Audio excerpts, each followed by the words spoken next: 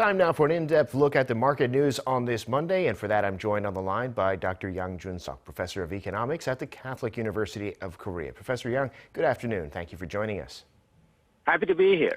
Let's start with Wall Street, where the Dow Jones Industrial Average closed lower on Friday, dragged down by bank stocks. More broadly, though, there were gains in energy, tech, and telecoms, so the S&P and the Nasdaq were higher. What's the story in the global markets as we start the week?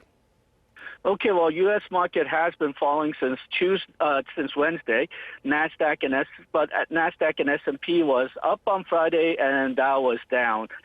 Weekly, it was a second straight week of losses, and for the week, Dow fell by 0.88%, S&P fell by 0.30%, and Nasdaq fell by 0.28%.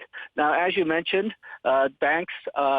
Value of stocks for banks fell, even though banks' profits and revenues often topped estimates.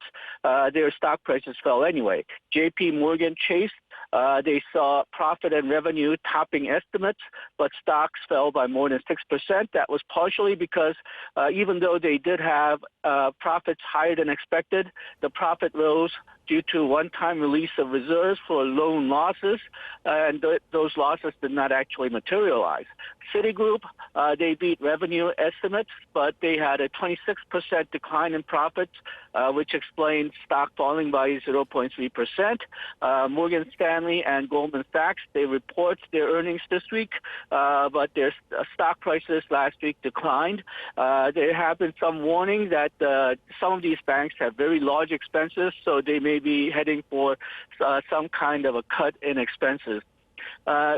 Other bad news in the U.S. economy, retail sales were down by minus 1.9% in December. That was worse than expected. Analysts only thought that it would go down by 0.1%.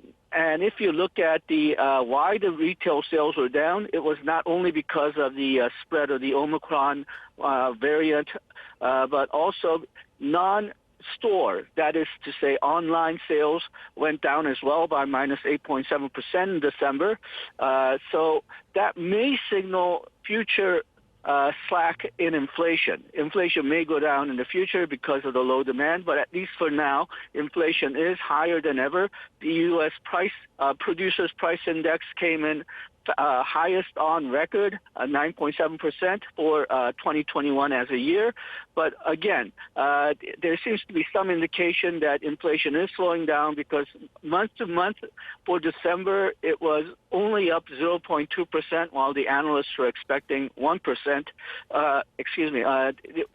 The figure was 1% in November, but it only went up 0.2% month to month in December. Manufacturing production also fell by 0.3%. So it may be that the U.S. economy is losing a bit of steam.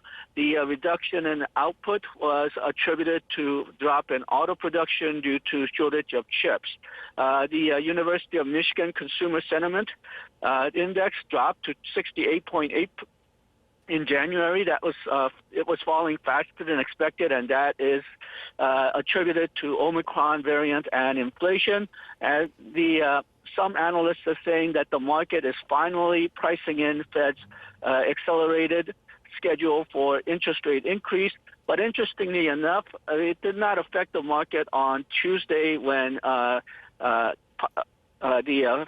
Fed Chairman Powell was testifying in Congress, and he announced that the rate increase may be accelerated. In Europe, after rising early part of the last week, the stocks started falling on Thursday or Friday. United Kingdom especially is having some political problems. Prime Minister Boris Johnson was caught partying during lockdown last year, and a day before Prince Philip's funeral, so that is causing a lot of problems for the Prime Minister, which may be reflected in the stock market. On the Asian market, it's been falling since Tuesday, but Nikkei and Shanghai was rising today. Hang Seng is continuing to fall today. Well, watching all of that here in Korea, it was another rough session on the KOSPI and the KOSDAQ. The big names down across the board, except Samsung Electronics and Naver. Very few sectors closing higher today, and not by much. Investors worried about this high inflation, what that'll mean for policy at central banks. Tell us about the domestic market.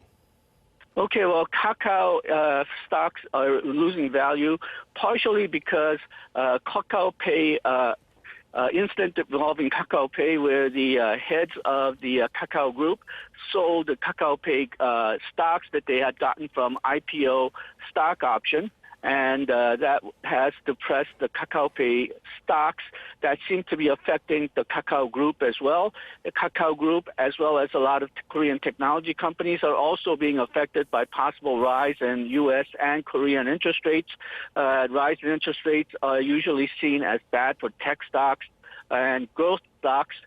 So that may be what's happening there, though for Samsung and SK Hynix, they may be experiencing a bit of a bounce back. Kakao is down 16.53% in January, so that's a big fall for a promising group.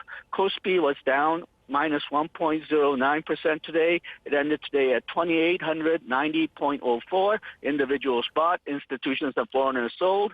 KOSDAQ, it was down minus 1.39% today. It ended today at 957.88. Individuals and institutions bought, foreigners sold. Well, zooming out a bit, Professor, to fiscal policy, the national debt in Korea is going to rise to more than 20 million won per person this month when the government issues debt temporarily to finance an extra budget for coronavirus relief.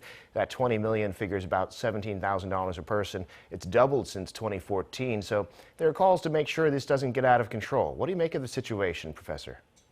Okay, it's been very disappointing. This is the earliest supplementary budget that's going to pass through the National Assembly if everything goes to plan.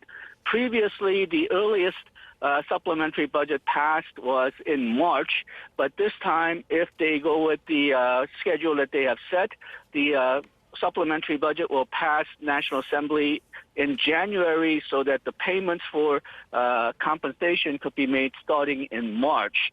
Now, note that this year's government budget was already a super budget of 607.7 trillion won. This was actually higher than what the government had proposed. National Assembly added 3.3 trillion won to what government proposed. And comparing last year's main budget to this year's main budget was up 8.9%.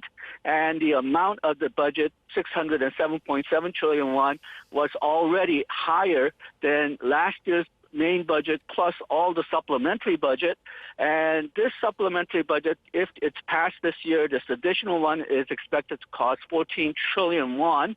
It basically seems to be a big failure on the part of the government and the politicians. The budget passed the National Assembly on December 3rd. So it was just a little more than a month ago, and they could not estimate that they would need this much more money for compensation just 5 weeks ago. That is very surprising. It does seem like it's either a big failure in budgeting or it's a pandering to populism just before elections by both parties, since it'll need to pass the National Assembly. And the obvious question is, why are we putting additional money in addition to the super budget? Why isn't the current budget being re-examined to see whether we can get some money out of the current budget rather than adding to it? And perhaps the most worrying aspect of it is this is just part of a trend. If you need to spend money, then you do have to spend the money. But the problem is the government expenditure has been rising throughout the last 4 or 5 years. When the Moon administration came into power, their first two budgets, the spending rose by 9%. And then the next 3 years, which was during the coronavirus pandemic, the main budget rose by 8%. So this doesn't necessarily have to do just with the pandemic. The rapid rise in government spending has started even before the pandemic, and the concern is that we will reach a dangerous level of national debt earlier Right now, some of the estimates show that the IMF believes that Korea is likely to hit debt GDP ratio of 60% by 2023 next year or the year after 2024. National Assembly Budget Office right now projects that the debt GDP ratio will reach 75% by 2030 and 104% by 2040. In large part because of demographics, we will need to spend more for welfare, but our tax receipts will go down. So we're looking at the future when we have to spend a lot of money anyway, but we seem to be spending it all now rather than later when we need it. All right, Professor, very important points you're making. We'll have to leave it there for today, though. Thank you, as always, for sharing your insights with us. We appreciate it. Thank you.